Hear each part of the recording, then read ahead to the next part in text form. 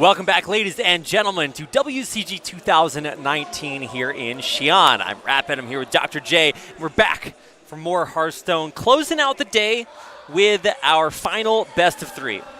Yeah, final best of three. It's going to be Asbefore, as we've seen. That's right. Before? Yeah, was it before? I was just trying to make sure I got your. As we have seen before, versus TechnoGoose. Now, in general, I don't know about you, but my geese tend to be very low tech. Really? And so we have found one that maybe this is a mech geese. We've had a mechanized or magnetized onto him. We're in Xi'an, China right now. That's right. There's only TechnoGoose that exist out here. That's true. This is a very high-tech event that we've got here.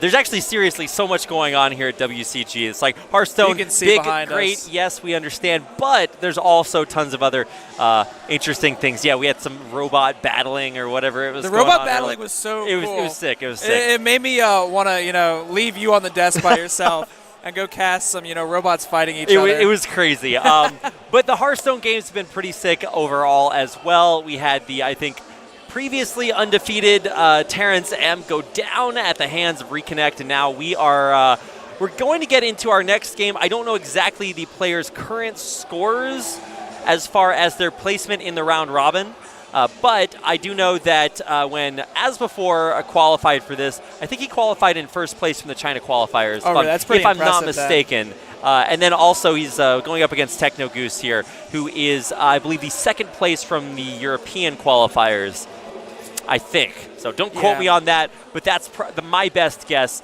And it is going to be a mage versus rogue matchup. So we've already seen that once today, like you said earlier. If our viewers didn't watch that first mage versus rogue matchup, how'd it go? Yeah, so it's one of those matchups that rogue initially at the beginning is kind of favored. They get off to a very fast start. Unless the mage can hit some either crazy cyclone turn or they get an early giant that the rogue can't deal with into, a conjurer's calling. That's really how the mage gets his advantage. Then the secondary and tertiary lists come in, and I'd say it's a little bit more beneficial for the rogue as well. The rogue will side in cards like Sap, Walk the Plank, occasionally the BGH, whereas the mage, it really only comes down to siding in like 2 cards, and it's Halftime Scavenger. Well, none of that for game one, which we are getting into. Our primary decks have been picked, and we are ready to see what our mulligans are going to look like. Now, obviously, you probably don't want Heist Baron in your starting hand, but what looks like the best case scenario here for you? Yeah, Snip Snap's pretty good to keep. It's just a generically powerful card. We were talking about earlier. You kind of fit Snip Snap into every single deck. Like you kind of go down the checklist of what makes a good deck, and if Ziliax and Snip Snap are in your deck, it's probably pretty good. Yeah, I mean, it's just so solid, so much that you can do with it, whether you need a wide board or a big board or just a card in your hand that's good. It's pretty much all of those. And kind of rare that we have cards just like straight up added in that are just so good and instantly used all the time. I mean, it's great. It's like a 3-mana 4/5, which is insane, or it's like a Karen when you hit turn 6, and we all know Karen's pretty good. That is quite strong. So anyway, as far as our opening hands are concerned, what is the best case scenario here for TechnoGoose? Is he just looking for a gigantic Cyclone turn?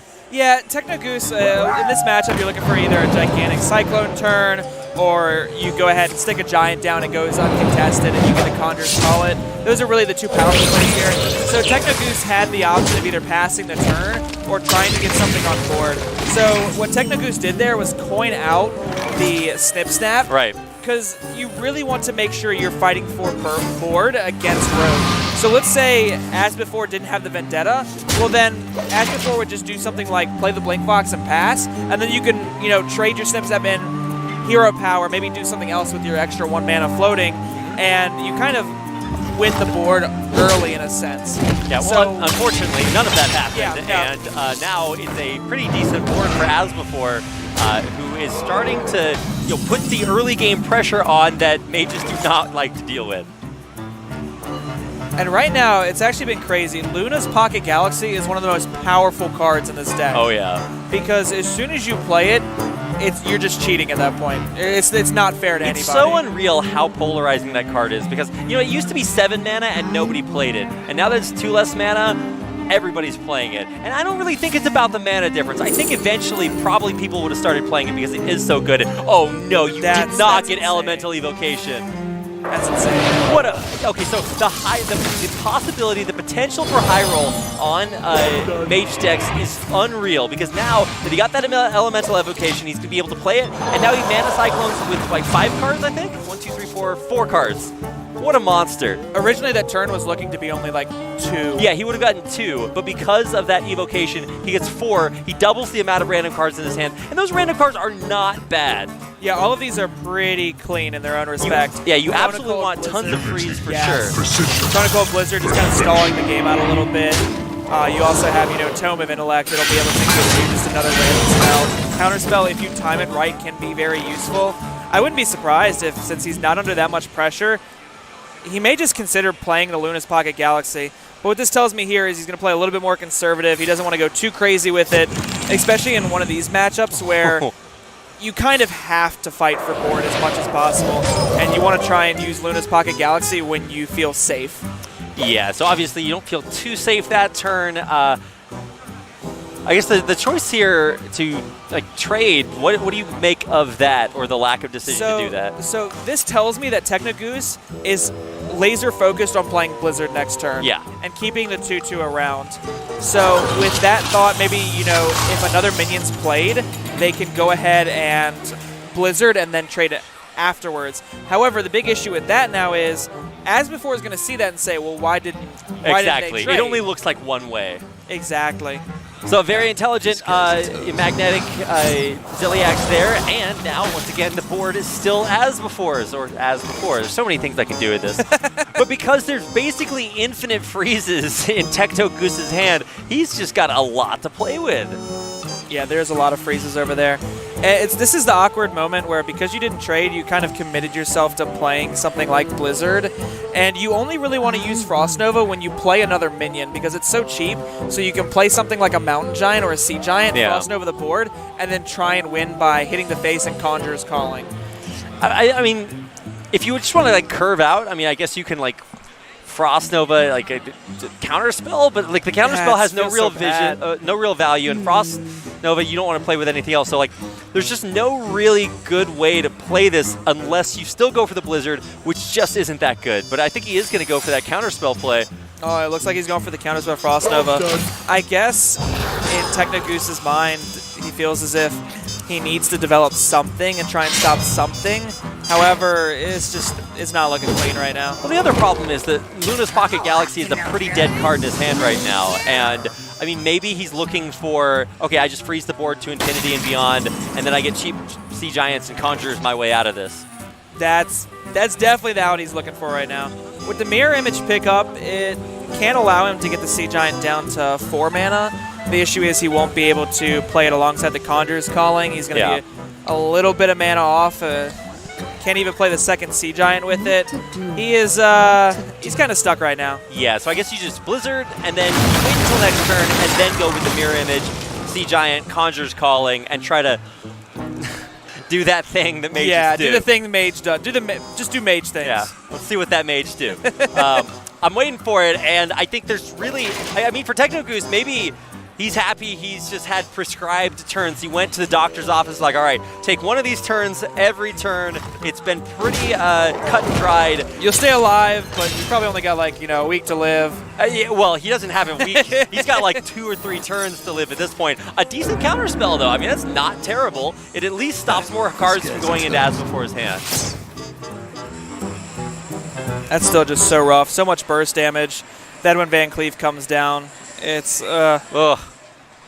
And there's the other waggle pick. It's just not looking good for TechnoGoose. This is going to be pretty gnarly. Now, is there any reason he didn't play the Lackey just to get the extra health? I guess at this point, 6/6 is basically a 12/12.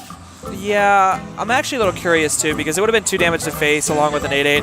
The only thing I can think of is that he's really conscious of Sea Giant, because if he were to play the Lackey, what would happen is he could go Sea Giant Conjurer's Calling on the same turn, and I really think, well, we can see with the Mirror Image he can still do it. Right. But I think he was thinking, all right, his only out right now is to Conjurer's Calling a Sea Giant into some crazy taunts. Yeah, I think that's a pretty good read by Asbefore. Very heads up.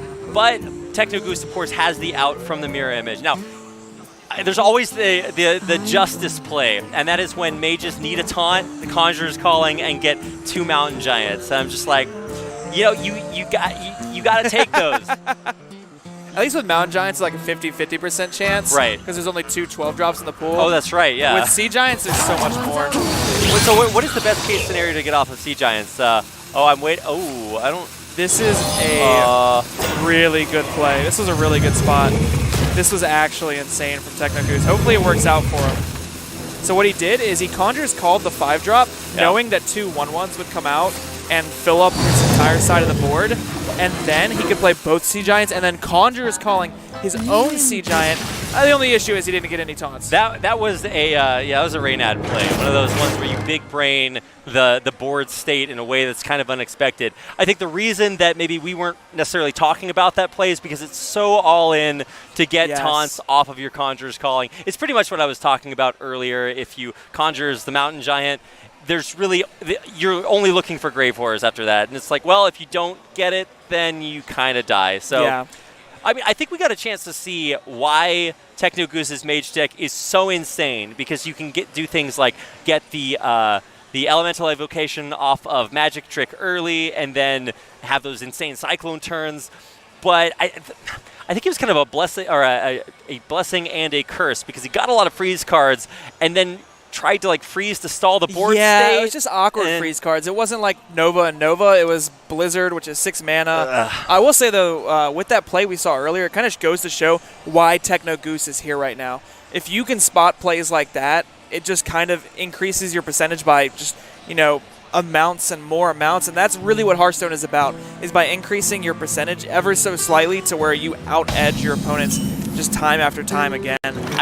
I hope he gets a chance to pull out plays like that more often, because I feel like if you go for that, you really do deserve to have it play off in a meaningful way that helps you win the game. Because maybe he loses games like that, but he's going to win games later on where it's just as close. And especially under so much pressure to think that, job done. That creatively, right? Like, not only using the Conjurer's Calling on your opponent's minion, but also recognizing what's going to come out of it, how much the Sea Giants will cost afterwards, and how you can still Conjurer's Calling your own Sea Giant afterwards. That's some crazy math right there. I'm going to leave that to the players for now. So a different hand by far for both players. I mean, Asbefore still got that Blink Fox, but to talk about the deck choices, because we are going into Game 2, and that means that both of our players can opt to change to their secondary or tertiary decks. Oh, we can't escape Boom. We can't escape He's him. just always here. Probably not the card you were necessarily looking for there, but, not the worst. It's a body. And when you can conjure as anything in the world, it's not the worst choice by far.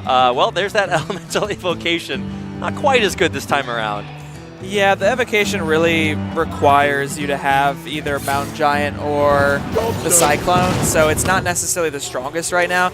It looks like TechnoGoose goes for the Snap Freeze just to be able to answer something like either a massive Edwin, as we see, Asbefore does pick up Edwin Van Cleef, or just some, spot removal. It's always good to have Ray of Frost Snap Freeze as a 3-mana kill anything. Yeah, not bad. You're hoping for value off of that. Worst case scenario, you're going to get an extra random card off of a Cyclone later on. Banana Buffoon's good if you have the Cyclone in hand by now, but obviously I think the Alkanai Soul Priest, of course, is the play. It just feels so weird to say. Of course, especially with the Ziliax, next turn, really hurt yourself there. Sure does, man. You really don't want to be healing after that. That's not... what a weird counter. Because you saw the Alkanai animation on Ziliax when it was played, saying, look, this is a card that now does damage. Not quite the damage you want to be doing. I'm glad they did that, though, for players to recognize what Alkanai will, what will hurt you and what won't. I thought he stole it off of a Blink Fox or something. I was like, why is that in? Oh, it's Soul Priest. It's warning me not to do this, but I really want to do this right now. It's warning. Well, thankfully, because of that backstab, we have no more Alkanai in place, and the heals are real for Ziliax. Don't know if they're necessarily going to come through, although, hey, it's a 5-on-5. But at the very least, Asbefore now has to deal with the Edwin pressure that is starting to ramp up. Yeah, this is where the Snap Freeze will come in handy if TechnoGoose decides to play for it. there is the option of trying to maybe potentially wait a turn, maybe go Ziliax this turn, clear up the Fairy Dragon. Fairy Dragon has been an introduction recently that Rogue players have been using for the Mage matchup. It is so difficult for Mage to answer the Fairy Dragon because you can't ping it away, you cannot use your Ray of Frost on it, and it just gets in for 3 damage each and every turn. And the way Rogue wins this matchup is through burn towards the end of the game. Right, and Mage has, realistically, aside from like Ziliax, there's not a whole lot of comeback mechanics built into that. You get your big board, and you really hope that wins you the game. And if it doesn't, then maybe you get another big board and another big board. But if you die too quickly, or if the pressure is on and you have to freeze your way out of it, a lot of times that is that's good enough. So it is the Ziliax play that you talked about, a 5-on-5 on curve, but we're not really moving ourselves towards TechnoGoose's win condition, whereas there's still that 6-6 on the board for Asbefore.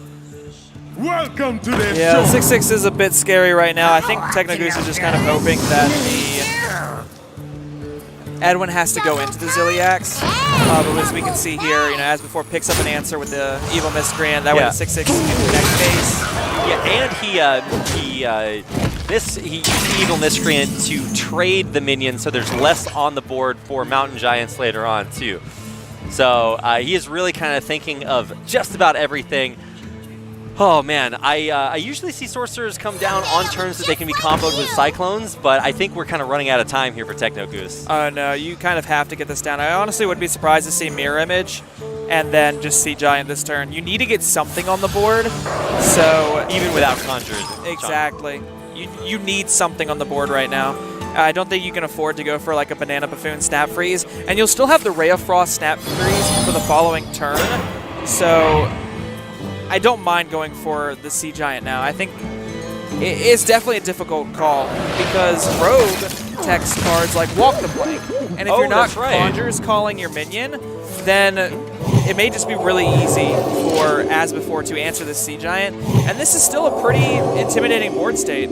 Yeah, and this is actually the secondary deck for Asbefore that does have 2 Walk the Planks in it. So I'm glad you mentioned that because it really does change the way that the game looks, so that if you did put out a Sea Giant just on the board, there is actually a chance that it could go down because it's 6 mana turn, so it would have curved out perfectly.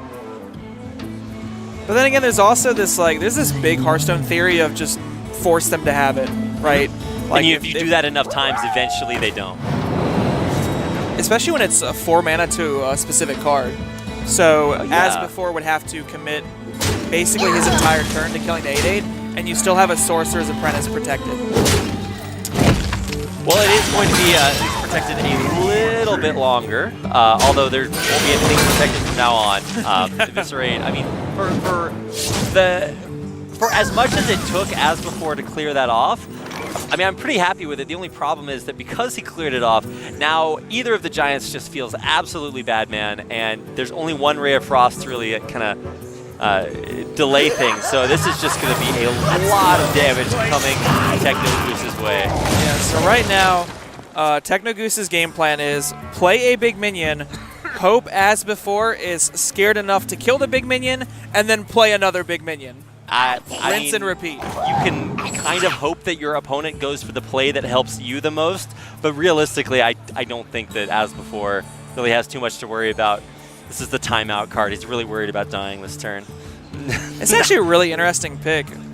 Like, all 3 of those had potential. They had a lot of potential. So the timeout would be used in order to use it in combination with Waggle Pick, so you wouldn't take damage from killing something. Oh, okay. Or trying to buy you another turn to where you could draw a Leroy or Burn if you're afraid of some crazy turn. The missiles was just a little weird because it does have the potential to answer the Blastmaster Boom, but it also doesn't. Yeah. If you wanted to answer the Blastmaster Boom, you would have Waggle Picked and then cleared it. Which, if TechnoGoose had Conjures calling, it could actually be a big punish here. Because there could be a value trade into Conjures calling. Oh, actually, you're right. So, unfortunately, there's no Conjures. The Arcane Intellect, I guess this is another one of those opportunities where we get to see a Mage player really, really hope that he is able to draw his outs. Let's see if he can do it. That's a no. That is a no-go. That is, when you're playing a Mage that's called, Cyclone Mage or Conjurer's Calling Mage, and you draw neither the Cyclone nor the Conjurer's Calling, it's just a Mage. And It's just big minion Mage at that point. I find it highly ironic that Asbefore is the one Magic Missling the Mage deck on the other side that not only does not have Magic Missiles, but has not a whole lot else.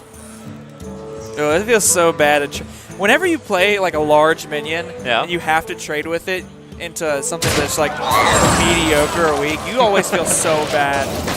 I mean, it's still on the board, and I mean, maybe Asbefore feels like he has to kill it, but now the pressure is on, because realistically, TechnoGoose has not really set up a whole lot. He does have, I think, I don't know, around 15 cards left in his deck or so, maybe closer to 12 or 13, I don't know.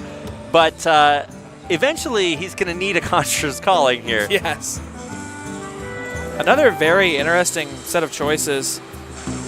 And this is the second time where I thought it was 3 that like I would have taken a while to decide on, and they took the last one I would have thought of. Like I would have thought of Siphon Soul or Power Word Shield. Power Word Shield gets you closer to your burn to win the game. Siphon Soul just answers either a taunt or a large minion that can get in your way. But Charge, I don't see what it does that Siphon Soul wouldn't do. Okay. Because when you play Charge, you can't hit face because the card has been changed since previously. Thank It goodness. basically is Rush. It's give a minion Rush. Yeah, basically. Now, a problem for me is that I was looking for some way to allow TechnoGoose's overkill to get that card draw that he might have been able to get something off of, but I guess there's really no way to do that. Thanks. As before, he's masterminded this. You can't actually. What probably going to happen is TechnoGoose is going to ping the 4/3 and then overkill it with the 3/5. Okay, well, why do you think he didn't do that? It doesn't. It doesn't draw a card. It just gives you 3 armor. Oh, the armor. Okay, sorry, I'm mistaking that with the 5/2 that draws cards off 5/3. overkill. It's Ticketmaster or something like that. No way, you actually remember the name of that. I remember what it does, not what it is called. Trust me, so. I'm like the worst with Hearthstone names as well. I actually find that a lot of pro players are like that. They know what all the cards do, and they know crazy combinations because they're good But they at the could game. not tell you the but name they of could the not cards. tell you the name of. I mean, we're the same players that just call a 2/3 River Croc, a 3/4 Spider Tank, and a 4/5 Yeti. Yetis, yeah. So many Yetis out there, man. In this case, it did set up the Mountain Giant, or the Sea Giant, that unfortunately was then unset up almost immediately. So that sucks, but it is a great place to point out the benefit of this specialist format, because Asbefore changed to his secondary deck, which is directly geared towards countering Mage because of things like that Walk the Plank. So Hail Mary Specialist, that is really coming in clutch here. And now TechnoGoose really just does not have a lot. How lucky do we have to get off of the Mana Cyclone to win this game? We're about to find out how lucky we have to get. Here we go. 1 card. What's it going to be? That's actually not that bad. He was really hoping that you could randomly get Ice Block off of that. I know, right? Either Ice Block, an Arcane Intellect, maybe a Book of Specters, just something to keep him in the game.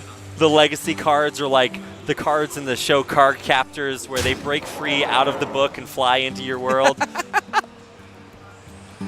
TechnoGoose, unfortunately, does not live in an anime. No, he does not live in an anime. He wish he did right now. The worst part about this is you got the Mirrodity hoping to get something. And now you get a shark. I mean, hey, Shark Battle Cry on like a Cyclone? That'd be insane. Oh, no. Oh, Don't do it to him. All these missiles go face every time. Okay, well, that was anticlimactic. could've Where's gone- the fun in Hearthstone? I know. Could have gone Cinderstorm, Mana Cyclone, and then drawn with the Bonfire Elemental in the following turn. Wow. Now that's the big brain play. You know, when I started playing Hearthstone, I thought I only had to think about one class at a time. But now I got my Cinderstorm Mana Cyclone combos in Rogue, and I'm just so disappointed at how my brain is not big enough to think of all those possibilities. It's hard. It is. Now, I mean, the Frost Nova saves us for one more turn, so TechnoGoose really, man, he's just got so many turns to try to draw something. Unfortunately, I guess he probably does not have anything that would save him from here. No, he's quite struggling out here. I'm trying to think of what draws he could hit inside of his rogue list right now, and it has to be like Conjurer's Calling into something absolutely insane. Maybe an AI into 2 cards. Other than that's like really all I'm seeing right now. Quite the nice betrayal there. I just thought I'd point that out. But unfortunately, all the scissors do not hit face, so the game will continue. Oh, look at that research project, Frost Nova, Scorch. What? And also with the Shark on board, the Sad Clone went off twice. Oh my god! I was like, how did he get so many cards from there? And almost immediately, I think to myself, did we just see a better Cyclone turn from the Rogue than we did for the Mage? We did. How does it work? Nobody knows. Wow. Man, for TechnoGoose, I felt for him both games because both times he had that moment where he's just like, come on. Like, please. If I just high roll 1 out of 5 times, I'll be okay. And then he like starts losing them. He's like, anytime now, and none of them happen. And I mean, you hate to say it happened, but for Asbefore, I feel like once again, just like in our first best of 3, he just played that almost perfectly. And the deck switch to his secondary deck, I think you could see exactly how potent that was against Mage. Yeah, Rogue is already really strong against Mage, and then when you get into the secondary deck where you can kind of just make the game plan your own and you can play Walk the Plank, Betrayal, Fairy Dragon especially. I mean, we saw how much work Fairy Dragon put in that game, but I believe Asbefore has been doing pretty well so far. I mean, we saw him lose on stream to Reconnect, but I remember earlier he beat Akumaker over in the where the players are playing at right now, and then that's another win on stream for him. So he's at least 2-1 right now. I haven't seen his other games, but I think both the Chinese players are doing exceptionally well right now in WCG. It's that home field advantage, man. Yeah. This is the end of our Hearthstone broadcast for today. We will be picking up with the rest of the round robin tomorrow, so you don't want to miss any more of the WCG 2019 Xi'an action because we've got at least 2 more days of that. Also, at most 2 more days of that because it's a 3-day tournament. But the games tomorrow are going to be even sicker because there's so much more on the line. We've got a round robin, so I think almost all of the players could just have the craziest comebacks when they play off against each other. I don't know what's going to happen. I think we got a chance to see some really interesting games today, but tomorrow we've just got the entire rest of the field and players playing more desperately than ever before. So really just willing to do anything it takes to win. I can't wait to watch the rest of the games tomorrow. I hope to see the rest of you all there along with us. I'm not sure if we're going to go to break exactly right now, but I'm just basking in the moment of all this Hearthstone goodness out there. You know? Tomorrow is the nitty gritty where it's like you see your record coming out of day 1, and you're like 2-1, 3-0. You know, even 0-3s can still like make it. I think they play 4 today, if I remember correctly. I think that's what Akumaker was telling me earlier. So if they play 4, even if you're 1-3, you still have a chance because 4-3, I think, with good tiebreakers, will potentially make it. All these players are playing against each other, all 8 of them. They'll play against each other once, and then afterwards, the top 4 will move on to the final day. Exactly right. Wow, you really. Why do we need overview graphics when we've got Dr. J to just break it down for us? So my doctorate was in overview graphics. Nice one. Well, it looks like we are about ready to go.